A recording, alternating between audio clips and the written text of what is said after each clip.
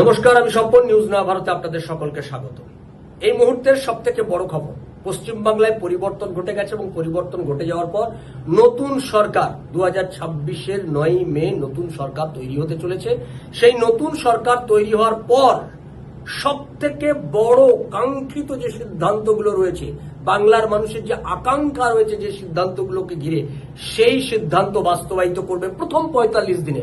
আমরা যা খবর পাচ্ছি যে সরকার গঠিত হওয়ার পর, বিজেপি সরকার গঠিত হওয়ার পর প্রথম 45 দিনের মধ্যেই বাংলার মানুষের যে দাবিগুলো রয়েছে সেই দাবিগুলো পূরণ হবে। তার আগে আমি আমার দর্শকদের বলবো, যারা আমার চ্যানেলটা এখনো পর্যন্ত সাবস্ক্রাইব করেননি তারা আমাদের চ্যানেলটি সাবস্ক্রাইব করবেন, শেয়ার করবেন, লাইক দেবেন, কমেন্ট বক্সে আপনি আপনার গুরুত্বপূর্ণ মতামত দেবেন।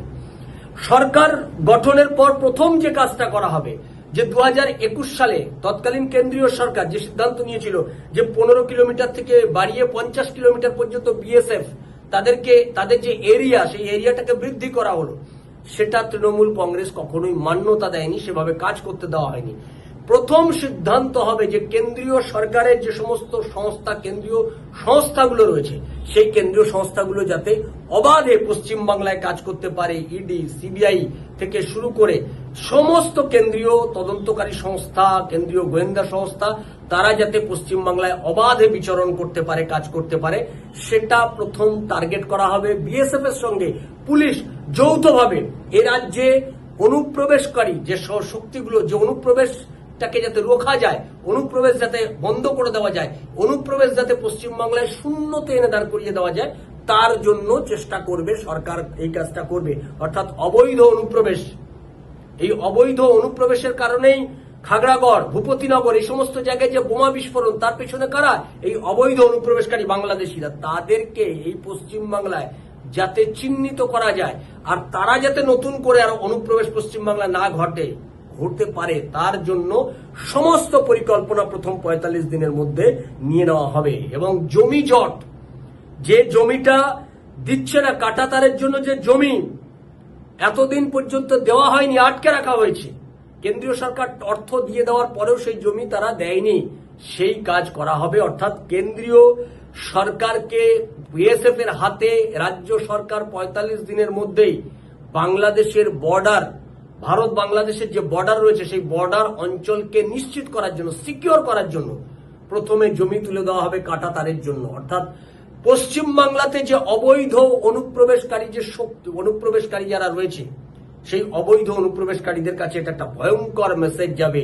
সরকার গঠনের পরেই প্রথম যে কাজটা হবে, যারা অবৈধ অনুপ্রবেশকারী, সেই অবৈধ অনুপ্রবেশকারীদেরকে চিহ্নিত করা হবে।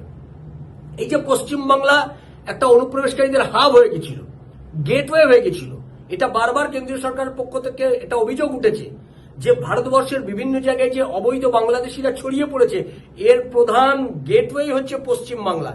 এখানেই সব ঢুকছে, এখান থেকে গোটা ভারতবর্ষে ছড়িয়ে পড়ছে। সুতরাং পশ্চিম বাংলাকে প্রথম আটকাতে হবে। সে কারণে পশ্চিম বাংলার মানুষের যে দীর্ঘদিনের দাবি ছিল, মমতা ব্যানার্জি এই দাবিকে কার্যত ন্যায্য করে দিয়েছিল। তিনি এটাকে মানতেই চাইছিল না। বিএসএফ কে তিনি কাজই করতে দিচ্ছিলেন না। কোন কেন্দ্রীয় তদন্তকারী সংস্থা এই পশ্চিমবাংলায় এসে তারা তদন্ত করতে পারত না, তাদের তদন্তের কাজে বাধা দিতেন। মুখ্যমন্ত্রী থাকার কারণে মমতা ব্যানার্জি সেই কাজে বাধা দিতেন, তিনি তার ক্ষমতার অপব্যবহার করতেন। সেগুলো সব বন্ধ হবে পশ্চিমবাংলাতে। আগামী দিনে বিএসএফ এবং পুলিশ এই সমস্ত যৌথভাবে তারা কাজ করবে। আর ইডি, সিবিআই যে পশ্চিমবাংলার মানুষের কাছে বাংলার মানুষের সব থেকে বড় যে দাবি রয়েছে, কেন্দ্রীয় তদন্তকারী সংস্থা ইডি অর্থনৈতিকভাবে যারা গোটা পশ্চিমবাংলায় যারা করাপশনের সঙ্গে জড়িত, সেই দুর্নীতিবাজদেরকে যারা চিহ্নিত হয়ে গেছে ইতিমধ্যে, যাদের জেলের মধ্যে থাকার কথা তারা এখনো জেলের বাইরে আছে, তাদেরকে জেলের ভেতরে ঢোকানোর ব্যবস্থা করতে হবে। আর এই দুর্নীতিবাজদের মাথা, গোটা রাজ্যের মানুষ বলছে এই দুর্নীতিবাজদের মাথা মমতা ব্যানার্জি, অভিষেক ব্যানার্জি। এই দুর্নীতিবাজদের মাথাকে গ্রেপ্তার করে জেলে ভরতে হবে, এটা বাংলার মানুষের দাবি। আগামী 45 দিনের মধ্যে এই দাবি উঠছে।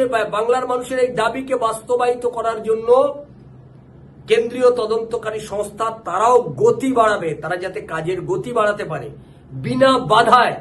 তারা এবার যাতে তদন্তের কাজ সমাপ্ত করতে পারে। আরজি কর মেডিকেল কলেজ, কামদুনির কাণ্ড, একের পর এক ঘটনা তৃণমূল কংগ্রেসের জামানায়, সেই সমস্ত ঘটনার ফাইল যাতে চাপা পড়ে না যায়, আগামী ৪৫ দিন, তাই প্রথম ৪৫ দিন ৯ তারিখের পর থেকে প্রথম ৪৫ দিনের মধ্যে সরকার গঠনের পর এই কাজগুলোকে দ্রুততার সাথে করা হবে, এইরকম একটা খবর আমরা নতুন সরকারের কাছ থেকে, নতুন সরকার গঠন হওয়ার পর তারা এই কাজগুলোকে অগ্রাধিকারের ভিত্তিতে কাজগুলো করবে, কারণ বাংলার মানুষের কাছে এগুলো হচ্ছে সব থেকে প্রায়োরিটি, তারা এগুলো চাইছে, এটাই বাংলার মানুষের দাবি।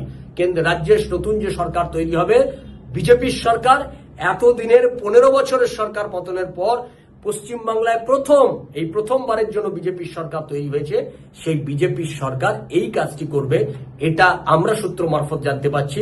আগামী ৪৫ দিন, তাই ৯ তারিখে নতুন সরকার গঠন হওয়ার পর, নতুন মুখ্যমন্ত্রী আসার পর আগামী ৪৫ দিন আমাদের নজর থাকবে যে ৪৫ দিনে যে কাজগুলো করতে চাইছে, যেমন সিএ, এনআরসি, এটা একটা বড় কাজ, সেই কাজটা করার ক্ষেত্রে এবার গতি পাবে, গোটা দেশে গতি পাবে, পশ্চিমবাংলাতেও সিএ এর কাজ আরো দ্রুত গতিতে করার জন্য কেন্দ্রীয় সরকার তারা কাজটা আরো দ্রুত গতিতে যাতে করতে পারে, রাজ্য সরকার সেই ব্যাপারে সহায়তা করবে। ফলে সব ব্যাপারেই আমরা নজর রাখবো আগামী ৪৫ দিন। এটা একটা গুরুত্বপূর্ণ, এই রাজ্যের জন্য, এই বাংলার মানুষের জন্য, আমরা সেদিকে নজর রাখবো। আর আপনারা নজর রাখুন নিউজ নয়া ভারতের পর্দায়। নিউজ নয়া ভারত আপনার কথা বলে। দর্শক বন্ধুদের বলবো, যারা আমাদের পিভিসি কার্ডে গীতা এবং উপনিষদ সংগ্রহ করতে চান, আমাদের সঙ্গে যোগাযোগ করবেন 7044244525 এই হোয়াটসঅ্যাপ নাম্বারে। আপনি আপনার নাম, ঠিকানা, পিনকোড আর ফোন নাম্বার দিয়ে যোগাযোগ করবেন। পিভিসি কার্ডে গীতা উপনিষদ আপনি স্ক্যান করলে গীতা শুনতে পাবেন, দেখতে পাবেন, স্ক্যান করলে উপনিষদ শুনতে পাবেন, দেখতে পাবেন। ভালো থাকবেন।